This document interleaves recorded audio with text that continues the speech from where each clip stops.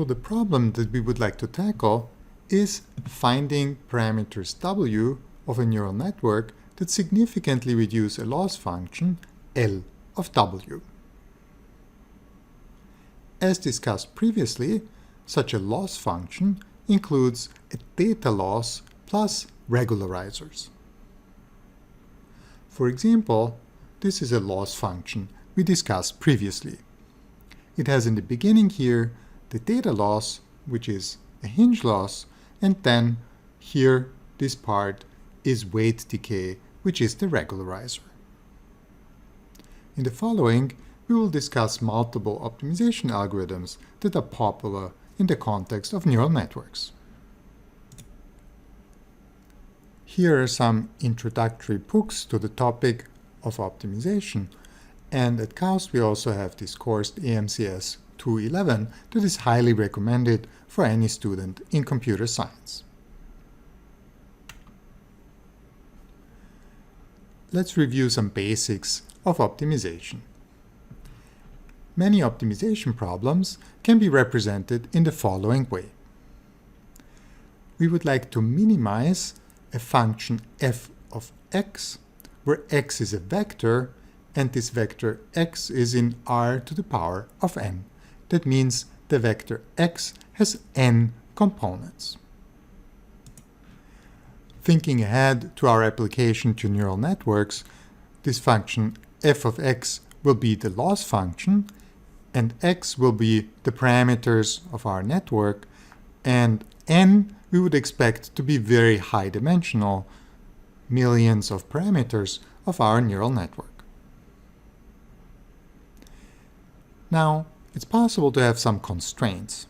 So gi and gj are constraint function or constraints. So gi means there are multiple constraints possible of this form that are gi of x is greater or equal to 0, and then gj of x equals 0. So these constraints here are called equality constraints, and these constraints here are called inequality constraints. There are multiple choices that are equivalent and where it's just a matter of taste how an author defines those. So for example, it would be equally possible to use maximization instead of minimization of the cost function.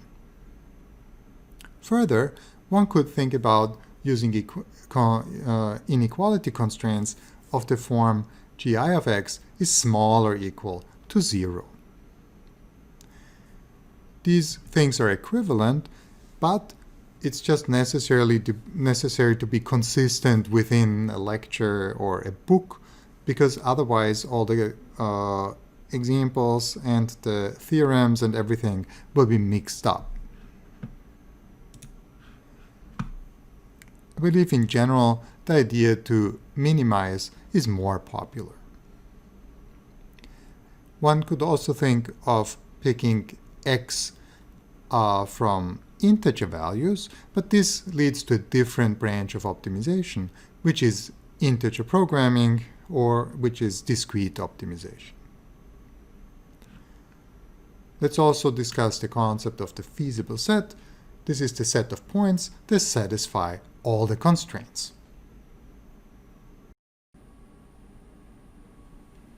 So here are a few terms. First is constrained versus unconstrained optimization. So if we have these constraint functions, then we have constraint optimization, and if we don't have them, and the feasible set is all of r to the power of n, then we have unconstrained optimization. In deep learning, we're mainly concerned with unconstrained optimization. Then there's a difference between convex or non-convex optimization. The problem is convex if and only if the objective function f is convex and the feasible domain f is a convex set.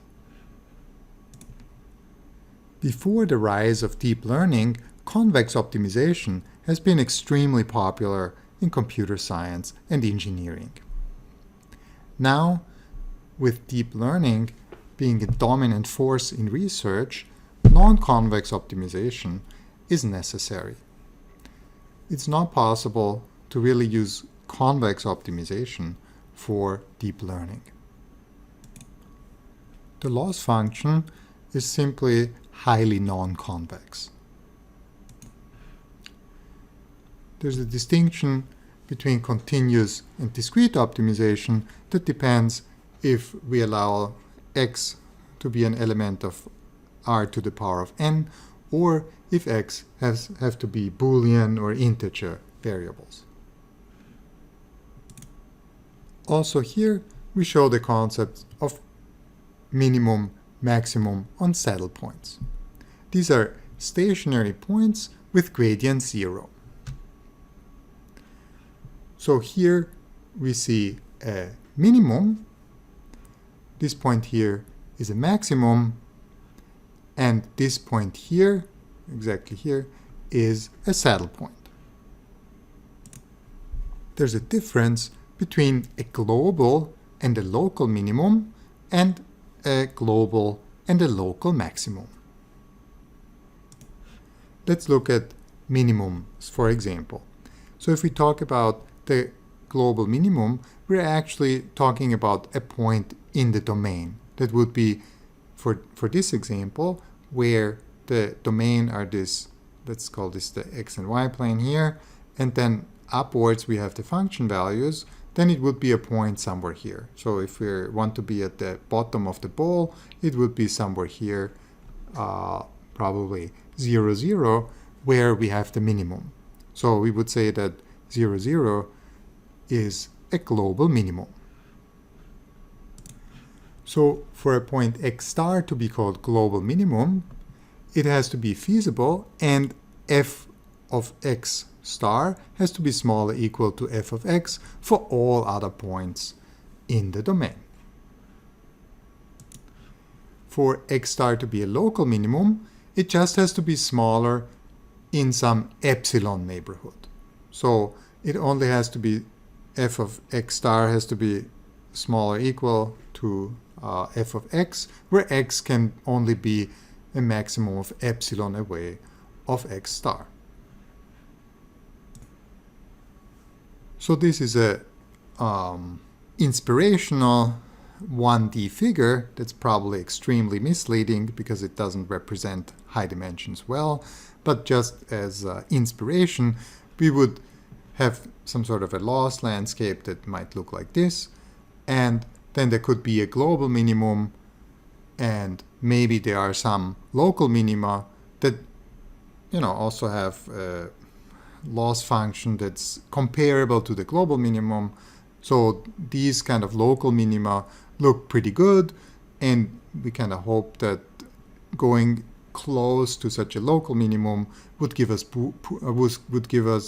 really good performance of a deep learning algorithm. And then there might be other local minima whose performance is a lot worse, where if we go towards these local minima, we might end up with a neural network that's not very satisfactory. But again, this is more an inspirational figure that makes sense for optimization in lower dimensions, but with neural networks, it's actually really difficult to understand what's going to happen. So as a student of numerical optimization, you might have built this mental model that a typical optimization algorithm starts somewhere in the domain. Let's say you would start here, and then you would iteratively try to improve until you get stuck in a local minimum.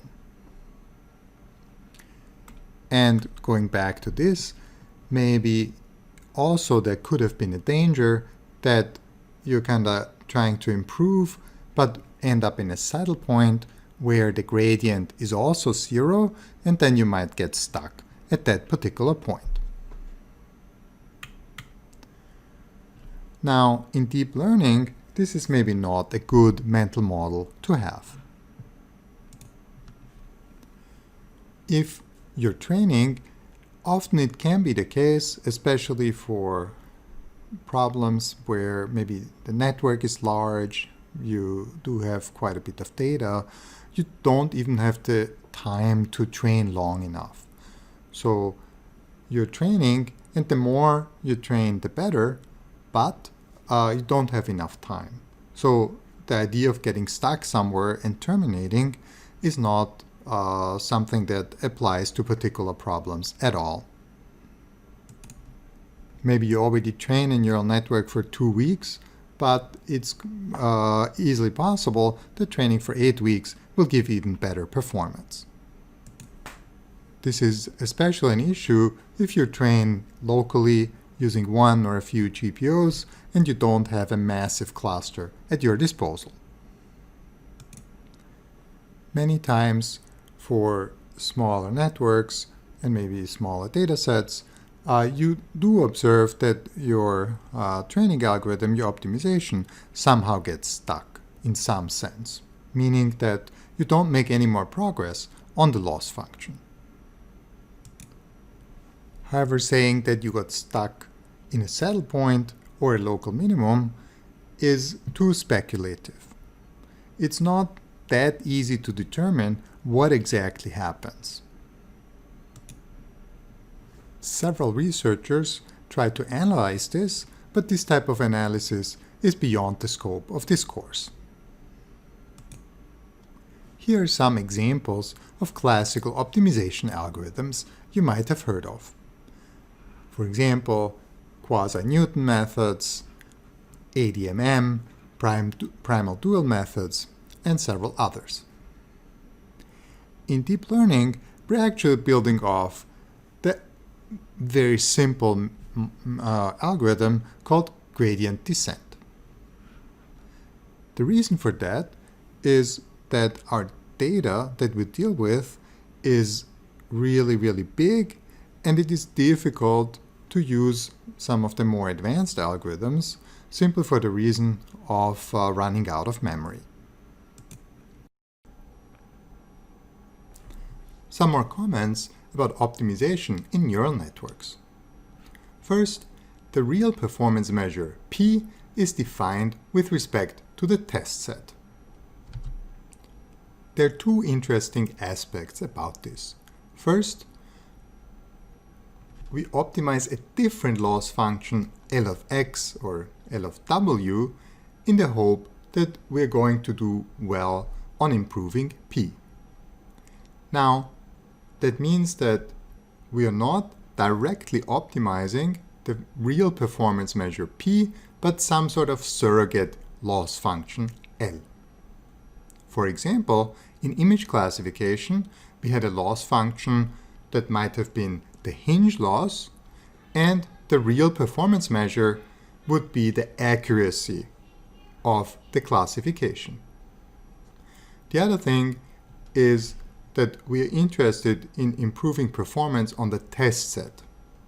However, the optimization we are going to do will run on the training set.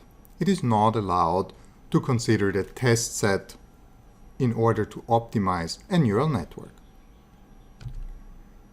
For pure optimization, minimizing a function such as L of x is a goal in and of itself. So the link to from the loss function to the performance measure P and how the generalization performance is, that means how does it generalize from the training set to the test set, these are things that are brought to the table by machine learning. This is also common for other machine learning algorithms, not only deep learning. Also, the objective function is a sum over the training examples. That means it is going to be a very large sum, assuming that we have a very large training set.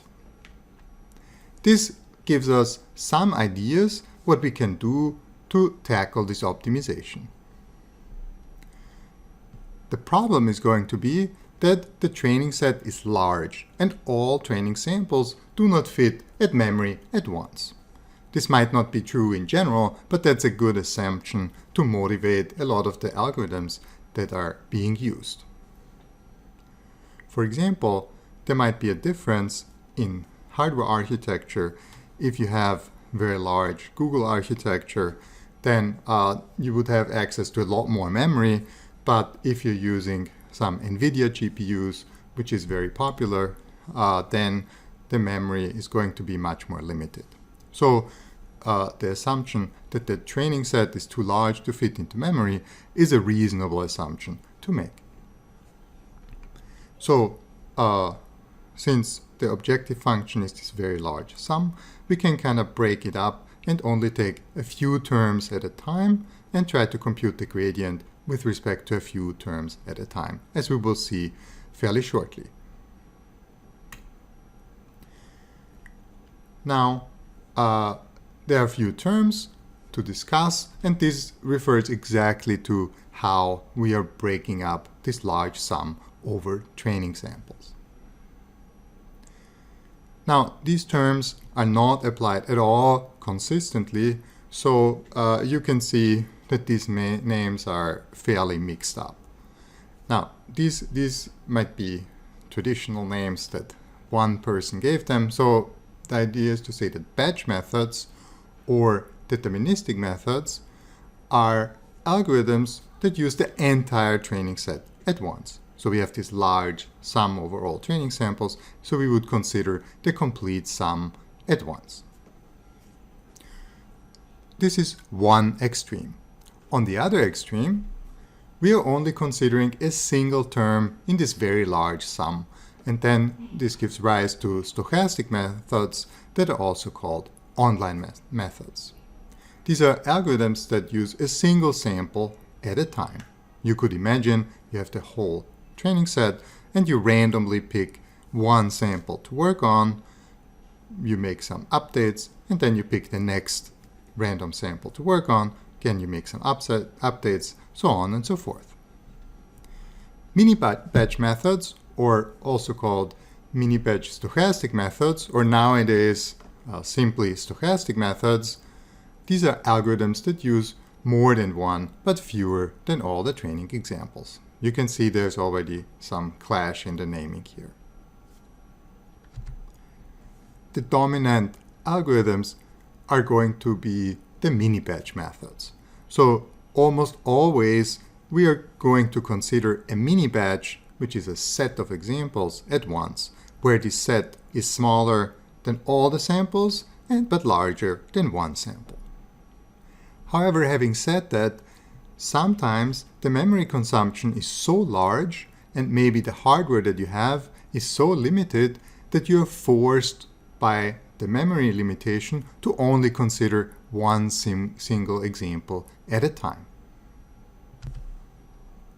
We also have this term batch size, which is the number of samples, for example images, in a mini batch that are considered at once. So the loss function L in a neural network has the following structure. We're going to write the loss function L with respect to the variables W, or that loss function L is a function of the variables W. So what is this W? So W is the concatenation of all the parameters that we want to train in the complete network into a single vector. If we look at our network architecture, there will be many layers, and each of the layers might have tensors that are parameters, such as tensors describing convolutional filters, or there might be bias terms that are extra. There could be batch normalization parameters. So many different parameters from all sorts of layers, and there's no real consistent way to write them as a big tensor or something. So also to make it much easier in the notation, we're considering all the parameters in one very long vector W. And the size of this vector W can be very large. So I think a good way to think about W is having 1 million to 100 million entries. So the first part here, this is going to be the data loss. And the second part here, these are going to be the regularizers. Let's stay with the data loss. In front of the data loss, we see this 1 divided by n, which is 1 divided by the number of samples n. The idea here is that by adding some more samples to the training set or removing some samples from the training set, that the scale of this would be more or less the same.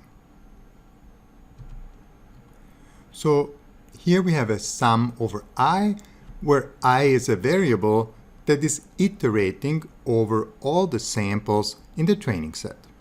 So maybe for something like ImageNet, where we have in one category that's typically used for image classification, where we have 1.4 million images, let's say, then the training set could be 1.3 million images. So we would iterate over each of these images in this sum.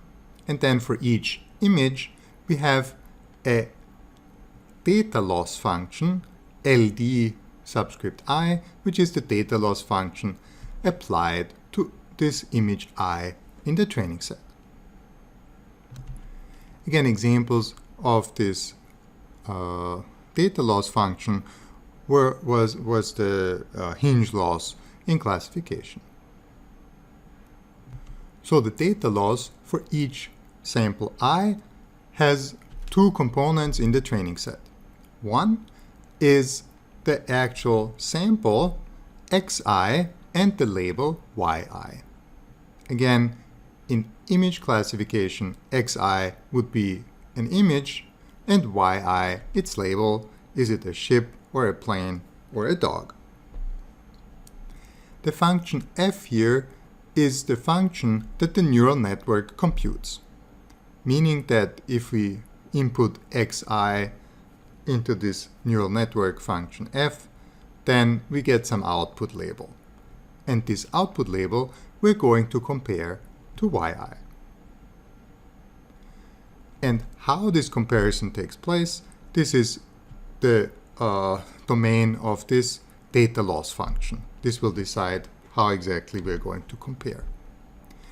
And this notation here means that the parameters of this function f are w, and the parameters of this neural network function f are all the neural network parameters w. Again, w is this very long vector concatenating all parameters of the neural network. Now let's move on to the regularizers. There will be multiple regularizers, and these regularizers don't all affect the same parameters of the network, but this is a good general form to think about. So we have number of regularizers. I actually don't even write how many there are. We'll just have some function j that is iterating over all of them, and each of the regularizers has a weight lambda j, and then there's a regularizer rj, whatever it is. So one of the regularizers might be weight decay, that is very popular, but then there could be another regularizer, maybe that does the L1 norm, and then there could be an arbitrary number of additional regularizers used. Concretely, it might make sense to think about, if you think these things through, it might make sense to start with a simple example where there's only weight decay. That means only a squared loss on all the weights as a regularizer. Also note that the variables here that are interesting for the optimization are the network parameters w and not the samples x. Also, looking at this equation here, I just wanted to mention this link to machine learning, where in machine learning you have these concepts such as risk and empirical risk. And what you could say here is that the training samples come from some distribution P.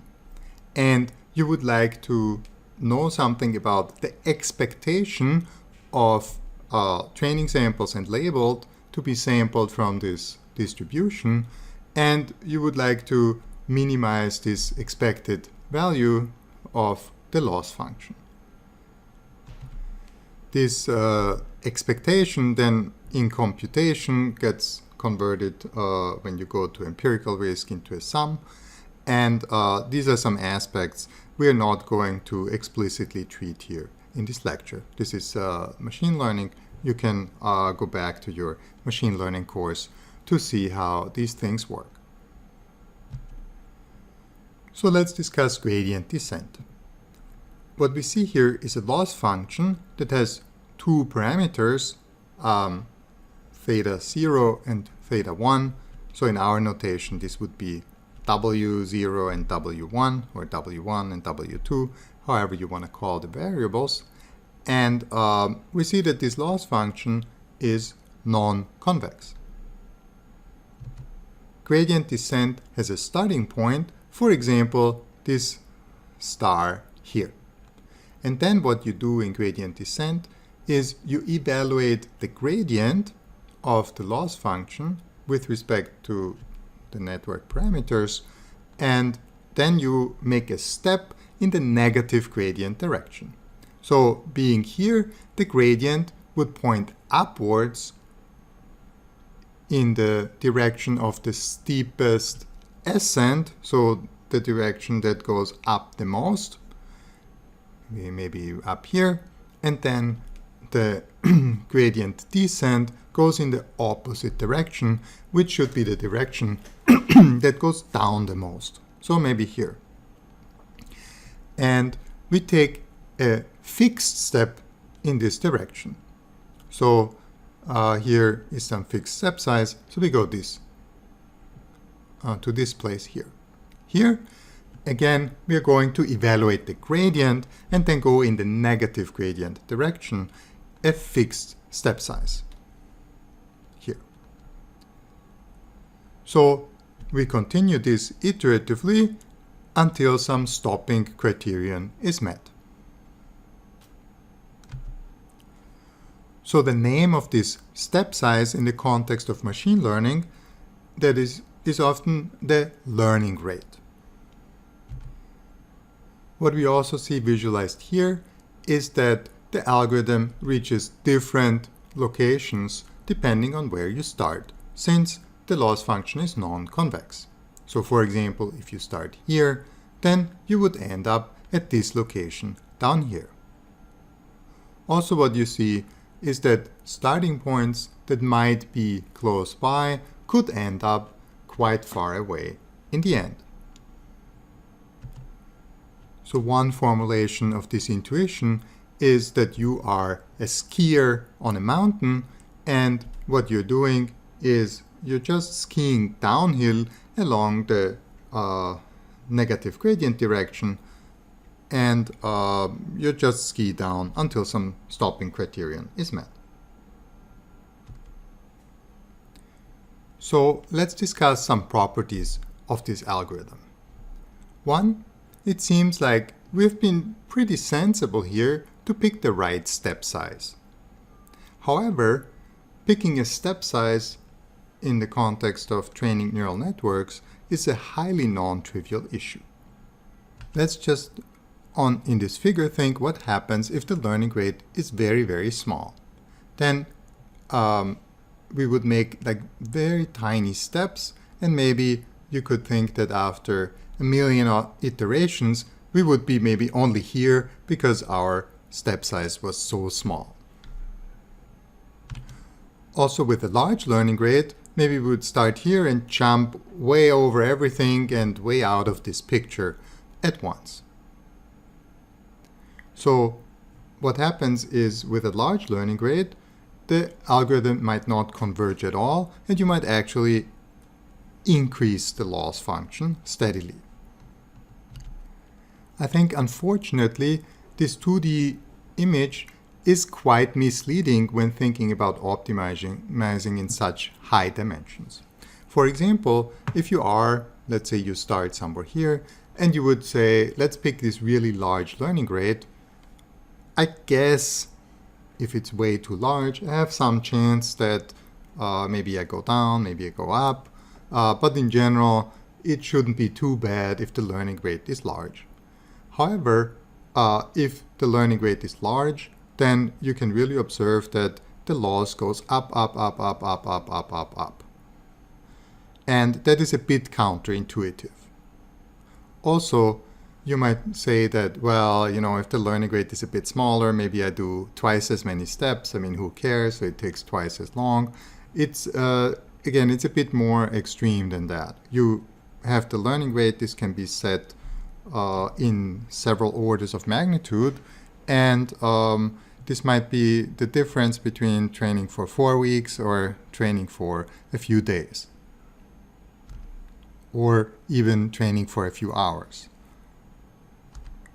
Also, one factor, but again, all of this is speculation, might be that this loss landscape is really rough and has many, many bumps in its surface. So in this case, maybe this step size also has some sort of this influences the behavior of the algorithm in many other ways. It's not only deciding how fast you go, but it really, and this is true, it really decides where you go. So it's not only how fast, but it decides in which direction you go while you optimize. But why and how strong these influences are, this is not really clear from the intuition I can give. So the next problem is that here in 2D, it's trivial to always compute the exact gradient, but we said because we have so many samples in the training set, it is too expensive to compute the gradient exactly. So what we will do as a next step is we will relax this constraint that we have to compute the exact gradient, but we will go from this batch method considering all the samples, we will go to a method that uses mini-batches, and this is called stochastic gradient descent. But first, let's discuss some other properties.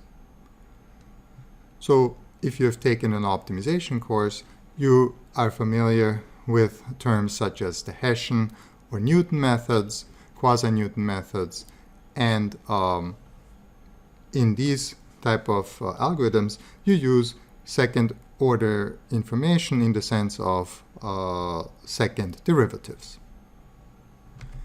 This is also called curvature information.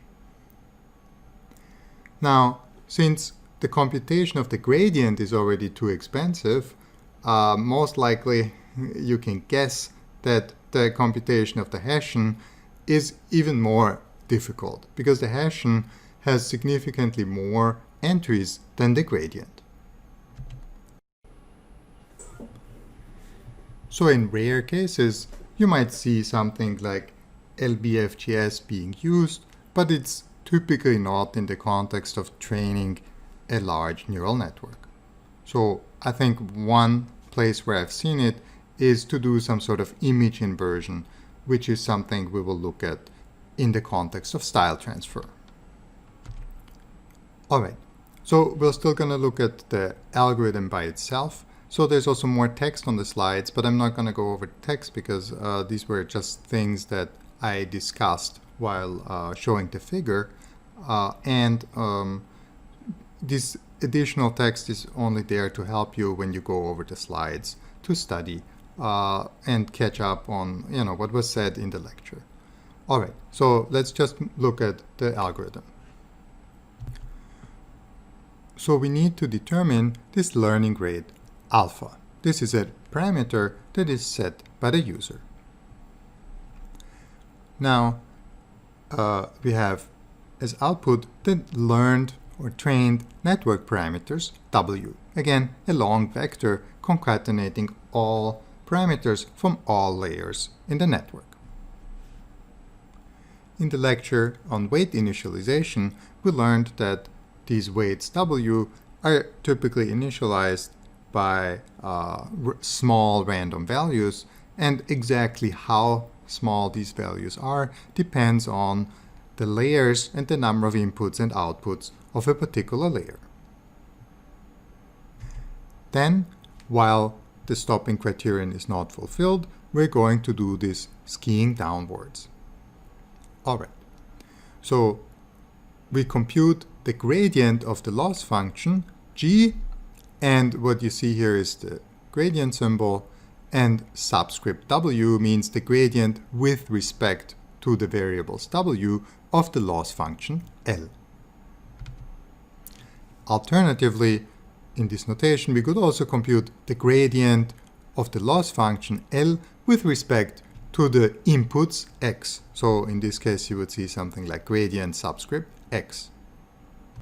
But here, we are clearly interested in the gradient with respect to the network parameters w.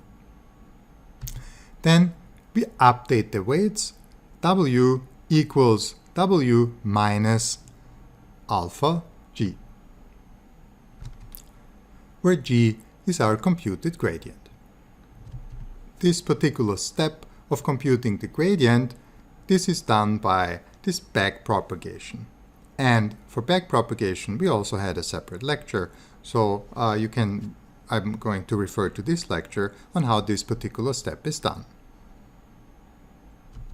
Also, we need some intuition of what this stopping criterion could be. Maybe you think about this yourself, or you took some classical optimization course, then you might think, well, this whole algorithm maybe goes towards a stationary point, and at the stationary point, the gradient is going to be 0, or approximately 0. So what we could do is we could compute the norm of the gradient, and if the norm, let's say L2 norm of the gradient is too small, then we're going to stop. So this is not something you typically see in deep learning. What we're going to do, let's just pick one practical example, is you're going to maybe try some particular learning rate, and then you will observe visually how the loss function behaves. And then it's going to go down more in the beginning, and then it's going to be saturating. And so you'll pick a point where the loss is going to be saturated. It's more like doing this by visual inspection. But this is a bit dangerous to just look at the loss function.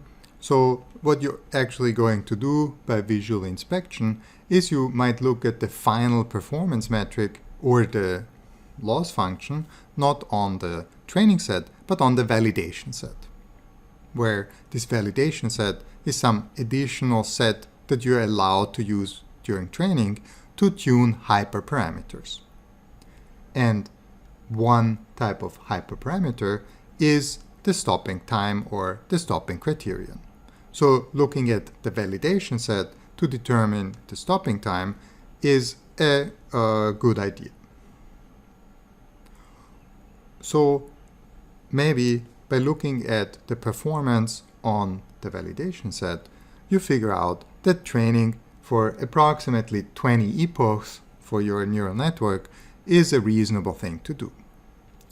And then you typically might want to freeze this time and say, okay, I need to compare a lot of architecture variants. I need to compare a lot of different variants of what I'm doing. So you might want to freeze the number of epochs to run a lot of experiments and see what's going on with your network. So then that means maybe after doing some visual inspection, there are other ideas to do visual inspection. We'll just say, as some type of finding a stopping criterion by visual inspection. So after you did that, you might want to just keep this stopping criterion as a certain number of epochs are reached. And then This enables you to compare many different optimization runs, many different hyperparameters, many different network architectures, and get some comparable results. Again, you will see many different things being done here in this context. However, it's good to have like one idea in mind when you think about these type of algorithms.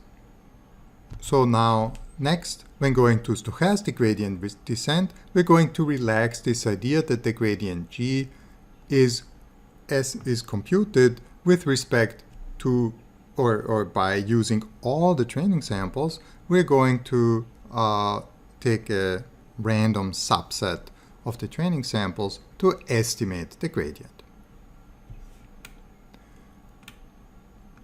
This gives us stochastic gradient descent.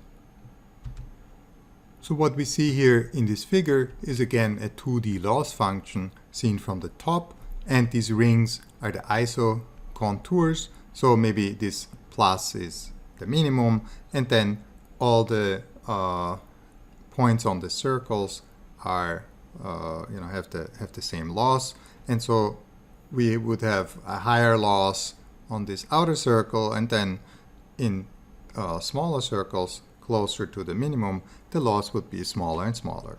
So in gradient descent, a skier would go along this blue direction. Now in stochastic gradient descent, we're also skiing downhill, but we don't estimate the gradient using all examples, but we estimate the gradient using a mini batch of, let's say, m samples. This means we will get an estimate of the gradient that generally will tend to go in the right direction, but that can be fairly noisy. So instead of going downhill in this direction, maybe our estimate of the gradient tells us to go in this direction. So we can see some steps that can look quite crazy, and there's also no guarantee that these steps are always going downhill, so you could like wander around in this loss landscape randomly. However, on average, the idea is that more often than not, we will go in the right direction. Let's look at the algorithm. So now we need some sort of a mini batch size m that tells us how many samples we're going to consider at once. Also, and this could have been done for the previous algorithm as well, I'll just do it here, we would like to generalize from a fixed learning rate to a learning rate schedule. That means that is a learning rate that changes over time. So for each iteration of the algorithm, for each iteration k, we can set the learning rate to be different. Again, to start imagining this, it helps to just think of this as being constant for now, or to be some function that is slowly decreasing over time, over training time. But these things are the same. We want to train the network parameters, we want to initialize the network parameters as before, and we have a stopping criterion as before. Now, the difference here is that we're going to sample a mini batch of m examples or m samples from the training set. And how we do that in this notation is we create some index set I that describes the indices of the samples in the training set that will be used. And now, here we don't compute the gradient g, but we compute an estimate of the gradient g.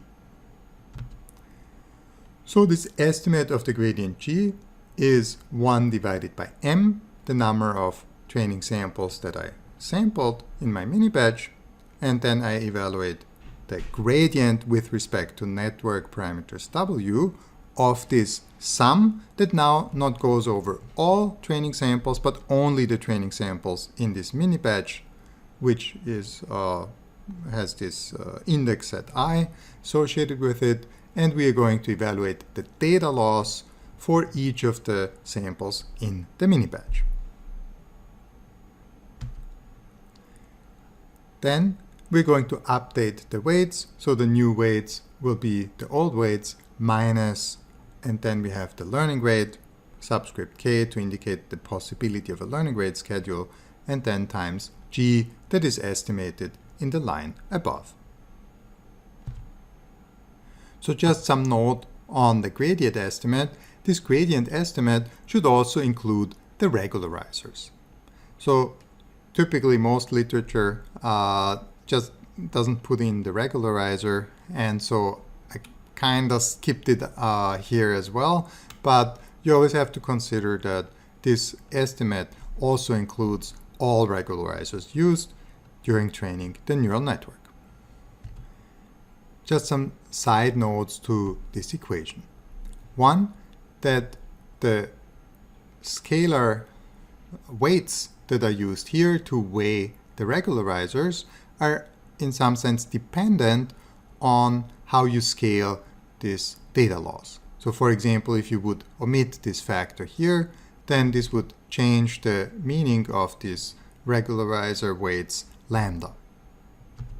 Also, if you think about this data loss here, there will be some relationship between picking a good learning rate and the mini batch size. So there might be some additional scale factor that is used to scale this data loss depending on how big your mini batch size is. And in some sense, this results in multiple scale factors that, conceptually it's totally trivial. You just have a scale factor multiplying something, but in the implementation, you need to be careful that you tune these scalar weights with respect to each other so that you don't create some sort of an imbalance unintentionally.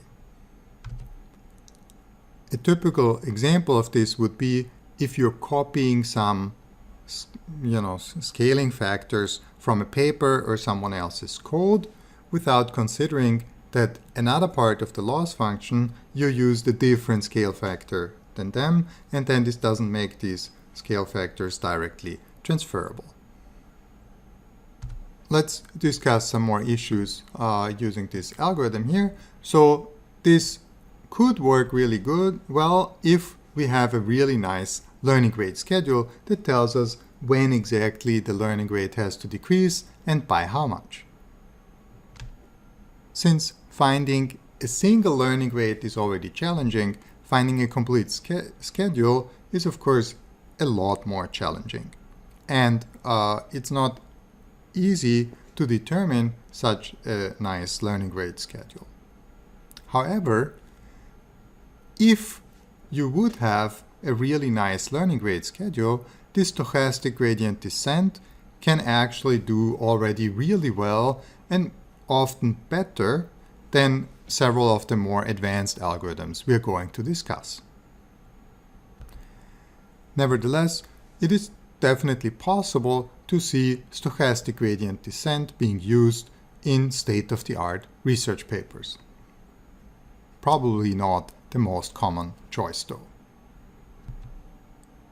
So one idea for improvement would be to say that, well, let's look at this figure again. Maybe this gradient is going to zigzag around quite extensively. Why don't we just estimate the gradient from the current mini batch, but why don't we in addition compute some form of average of the last 10 gradients, or maybe 20 gradients, or 50, or something like that? Of course, how many you want to average over is going to be a parameter. And here you see why we studied this exponentially moving average. We were not going to compute the average over the last k gradients, but we can use an exponentially moving average of the gradients in order to smooth out these gradients a bit. And so the idea is that then maybe this exponentially moving average of the gradient will give us some better results. Employing this idea leads to stochastic gradient descent with momentum. the algorithm we're going to describe next. However, there's still another idea we could think of. That is, why don't we pick a different learning rate for each parameter we try to optimize? We said that we have maybe 1,000,000 or 100,000,000 of these network parameters W. Each of those parameters could have a separate learning rate. Doing so will lead to the algorithm RMS prop. However, we are not going to set these parameters manually, which would be infeasible. We are going to propose some way to automatically compute weights to reweigh these, the learning rate of each of the parameter with respect to the other ones. Finally, we could say that why don't we combine the two ideas? We're going to use momentum and we will have a per parameter learning rate. This will lead to the algorithm ADAM. And with these three additional algorithms and stochastic gradient descent, you will have the four most dominantly used optimization. So how do we choose the mini-batch size? So generally there are multiple factors. Larger batches gives a more accurate estimation of the gradients, and smaller batches underutilize the hardware architecture. So as a starting point, we'll just say that the batch size should be as large as possible. Why do we have limited memory? First, all examples in the batch have to be processed in parallel. That means that the memory consumption scales linearly with the batch size. Processing 100 images at once takes roughly twice as much memory as processing 50 images. So the available memory is a limiting factor in the batch size. And based on whatever memory you have, there would be a maximum batch size that you can fit comfortably into memory. So some tasks, they have more problems with memory than others. For example, we'll see that dense regression, such as segmentation, can be very time-consuming. This can be so extreme that the training can only happen on lower resolution images, and then during inference time, you're running segmentation on the CPU only, because even the inference of on a single image takes too much memory. That means you're training on much smaller image resolutions than you would actually like to.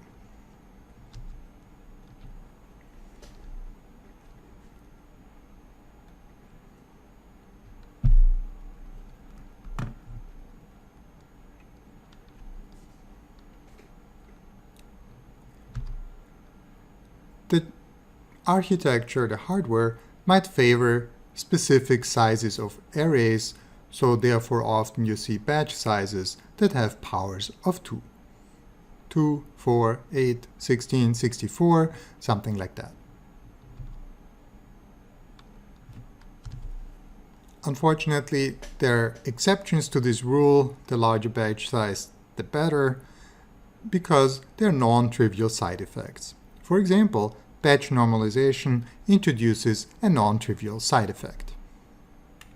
Also, we can do some analysis and come to the conclusion that smaller batches offer some sort of a regularizing effect. So maybe adding this type of noise, because there will be more noise with smaller batch sizes, leads to better generalization. So some people, including us working on some problems, they see that the batch size initially brings performance gain, making it larger, but then all of a sudden there's a decrease. So certainly, while trying maybe the maximum batch size that you can handle, it makes sense to at least try to half it and see if that leads to a reduction or increase in performance. we're also going to mention a few other things related to the optimization before we discuss the other algorithms. So just to mention it, there is this idea of a problem being ill-conditioned. So loosely speaking, we can say that a problem is ill-conditioned if a small change in the input variables leads to a large change in the output. Then also, on a very high level, this ill-conditioning leads to computational problems.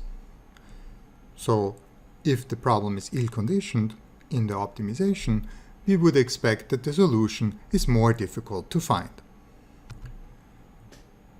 Since there's the general assumption that optimizing neural networks, training neural networks is ill-conditioned, we have to at least look at some of these consequences. So one thing that's possible is that the algorithm can get stuck in the sense that even very small steps, that means very small steps along the negative gradient direction, can increase the loss function. Also, as a review, to study the behavior of a lot of optimization algorithms, people often use the Taylor expansion. So what it says is that a function f at a particular point x is similar, and then, the closer you get to x, the more similar it will be, to taking the function the function evaluated at a nearby point x0, where we kind of hope that x0 is close to x, and then we need to take x minus x0, that is the vector in the domain that goes from x0 to x. You could think of that as this is maybe a step you do in gradient descent, or in one of the algorithms we talked about, where you are starting at x0 and then you move towards the point x. So we're going to take this step, this is a step vector in the domain, and we're going to take the inner product with the gradient. And this is the gradient g at the point x0. So again, we kind of think of this as some optimization where we do a step that goes from x0 to x, and we want to know what is the function value at this new point. Then we have a second order term that is a quadratic form, where we again take this directional vector in the domain, but we compute this product, this difference vector, transpose times the Hessian times this difference vector. We also have this factor 1/2 here. Why is this only approximate rather than an equal term? Well, so we could think this is the second order term, this is the first order term, second order term, and then there will be some other terms with higher derivatives. If we are really close by, so if x0 and x are close by in the domain, then we would hope that the additional higher order terms are less significant. So if we have a learning rate of epsilon, then the new point x would be x0 minus epsilon times the gradient.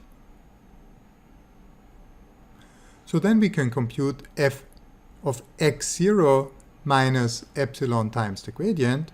This is the new point x minus f of x0. So what we want to know is what is the difference in function value of our old point and the new point that we're going to step towards. Now what we would like is that the function value at this new point is low. That means lower at least than f of x0.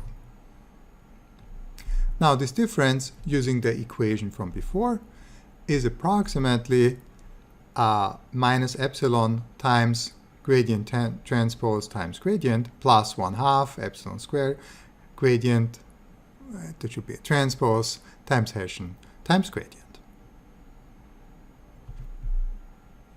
So if the Hessian is ill-conditioned, then this second term here can exceed this first term here, and then maybe even a small step size can lead to an overall increase, and then we can get stuck. Of course, going back to this rough approximation, I mean, the same problem happens with higher order terms. I mean, it's not only that this term, this will be problematic if this term is more dominant than this term. Also, maybe higher order terms becoming more dominant is same type of problem. So intuitively, the idea of this Taylor approximation is that the closer we are, the more important the initial terms are. And the further away we get, then these higher order terms gain more and more significance. So what is very often shown, and this is in traditional numerical optimization, are the behavior of these iterative methods on a bowl shape that is very steep in one direction and very flat in another. So what we see here is maybe, let's say, a minimum here, and in this direction going up and down or north and south, we have very steep walls of this bowl. So in this direction it goes up pretty steeply, or maybe down here it goes down pretty steeply. By contrast, in this west to east direction here, the bowl is pretty flat, or at least a lot flatter than in the other direction. So this is the toy example for an ill-conditioned problem. Then running several of these iterative methods produces the problem that you can have this strong zigzag motion. So this is going to be a problem for gradient descent as well as stochastic gradient descent. However, stochastic gradient descent, this might be even worse of a problem. But then, to me, still a lot of that is more like intuitive and speculative. So a lot of the methods are probably motivated by these type of intuitions. But again, the warning that it is very difficult to go from 2 dimensions to 100 million dimensions, and the intuition might be completely wrong here. So this is more like an intuitive story rather than a really helpful tool to analyze the problem. So there are several papers that try to study this landscape. So here are 2 examples, and everybody agrees that the loss function is non-convex, but then there's a question on local minima, like how many are there, or saddle points, how many are there. Again, a saddle point is a point where the gradient is 0, but the Hessian has both positive and negative eigenvalues. That means that thinking in this space along some directions, you really have a minimum, and along other directions, you might have a maximum. So in other directions, you're going down, and in some directions, you're going up. So it seems like, okay, there's a clear way down at the saddle point, or multiple ways down at the saddle point, but still the gradient is 0, so there is always this concern that the optimization might slow down or come to a halt near or at a saddle point. So some of these discussions would be, can we have some way to describe this loss function? Or even some people say maybe there's a lot of global optima, and this learning goes actually close to a global optimum. Maybe are there a lot more saddle points than local minima? So some people would say that, well, let's just think of this Hessian at a point where the gradient is 0. And so we would flip a coin and check in one direction, does do we have a minimum or do we have, do we have a positive or do we have a negative eigenvalue? And then we have 1,000,000 such directions, 100 million such directions. What's really the chance that 1,000,000 times we flip a coin the same way? So isn't it much more likely to have like lots and lots and lots of saddle points, and by contrast, very few minima?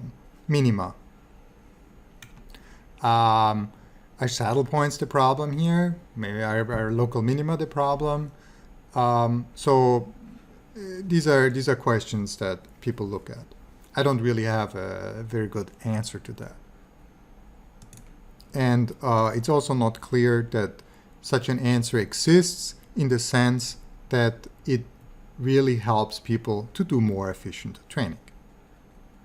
So this is an example of visualizing the loss landscape, and this is some person that argues for a particular technique and says that, well, if you look at ResNet 56, which is a particular architecture, without a particular modification called skip connections, then the loss landscape would be a lot more rough and zigzaggy, and then if skip connections are added, then the loss landscape would be a lot smoother.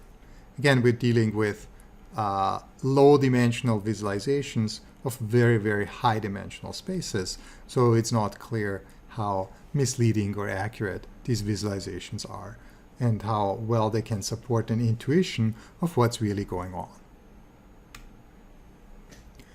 So there's the idea of a cliff that kind of looks like this on the loss function, which is, so cliffs are cited as one of the problem. Exploding gradients, this means just you're training and then the gradients get larger and larger and larger. This could happen, for example, by multiplication of several large values together. So if you multiply, if the gradient is 1,000 in a few layers and maybe you have 50 layers, then at the end you have a value that is way too large. There's also the idea of long-term dependencies. So we haven't studied recurrent neural networks yet, but in a recurrent neural network, we have a cell that has an output that is fed in as input maybe to the same cell. There are other types of cycles that are possible, but in the simplest case, we have a block that produces an output, and the output is fed in as input again. And what we have then is that we have a gradient, but the gradient at this particular cell kind of gets multiplied with the gradient of the next iteration, because we can reuse the cell many, many times in sequence. That can also generate very long gradient chains that create a lot of instability in training. Now, maybe inexact gradients, the gradient estimate is noisy or can be even biased. So we looked at stochastic gradient descent as some way to estimate the gradient, but then we see some other methods. They'll do some, they'll also do some manipulation of the gradient. Then it's kind of tricky to know what exactly is the result in practice. I'm only briefly going to discuss stopping criteria, since this is subject of the next lecture as well. So what is typical for a paper that you write is you might want to follow an established test protocol. The paper before you that you need to compare to, they use maybe training. Let's say they say, we train for 300 epochs. Then you also have to train for 300 epochs to compare to them. You cannot say, oh, I improved and I trained 600 epochs, because then you make the comparison invalid and the results are not directly comparable. And then training you beat state of the art just by training for more epochs is not considered a contribution. So often you just might run out of time anyways, so the maximum time you have is what you're willing to invest. So maybe you say, okay, I'm just going to train for 6 hours. I'm just going to train for 2 days because I don't have more time. Another idea is to stop if the loss on the validation set gets worse, or you could also take the final performance metric, for example, accuracy on the validation set, and see when that gets worse, that's when you stop training. You just might have your own heuristics and just visually inspect a lot of these curves as training proceeds over time, and then based on whatever magic you have in mind, decide what a good stopping point could be. Another idea to mention quickly is that you just let it run for a longer time, maybe even wait until after it has gone bad, but you're frequently checkpointing, and in the end just pick the model where the validation set had the best performance. What is obviously not allowed, but we don't know how many people do that, is to continuously test performance metric on the test set and then report the best results. Also, this I'm just going to mention very briefly, again, going to be repeated in the next lecture, is that it's really possible with a very high learning rate, maybe it goes down a bit, but then it can continuously increase and get worse and worse and worse and potentially explode. Or you could also have things, if you set the learning rate like very low, then you do go down, but it can take a very long time. So if you then set the learning rate higher, but not too high, then you would see a drastic fall in the beginning, but then it somehow saturates. Maybe, typically people don't try to run this forever to see what happens, but what you would observe is that the loss curve is higher than if you take a lower learning rate and train for a very long time. So the good learning rate here is one that decreases quickly, but not too quickly and not too slowly, and that goes down low enough in the time budget that you have. So a typical thing would be to use one learning rate in the beginning, then you see, hey, it's kind of saturate, and then even by using your keen eye and magic heuristics during training, then you can say, okay, let's change the learning rate. What often happens is people multiply the learning rate by 0.1, and then again you get some initial boost, and then it's going to saturate, and then you're going to say, okay, saturate it again, let's multiply by 0.1, make the learning rate smaller again, and again you get some boost, and then it saturates, and then eventually the last boost is kind of so small, so you're not going to go smaller and smaller because it's already so small, so you can't get additional benefits. In this context, I just want to quote one line from a paper that kind of does this. This is ResNet, a really famous and fundamental architecture paper in deep learning. It says we use stochastic gradient descent with a mini-batch size of 256. The learning rate starts from 0.1 and is divided by 10 when the error plateaus, and the models are trained for up to 60 times 104 iterations. So we use a weight decay of 0.001 and a momentum of 0.9. This is for an optimizer we haven't discussed yet because they don't use pure stochastic gradient descent, but they use it with momentum. So this idea here is maybe, or another is, okay, multiply by 0.10 after epochs 30, 60, and 90. Let's just look at these figures again. So these are some learning rate schedules that people tried. So something like this, or going down linearly, or going down exponentially. So this would be cosine linear or inverse. Again, this is gonna be part of the next lecture. All right, I'm gonna break here, and next time we'll do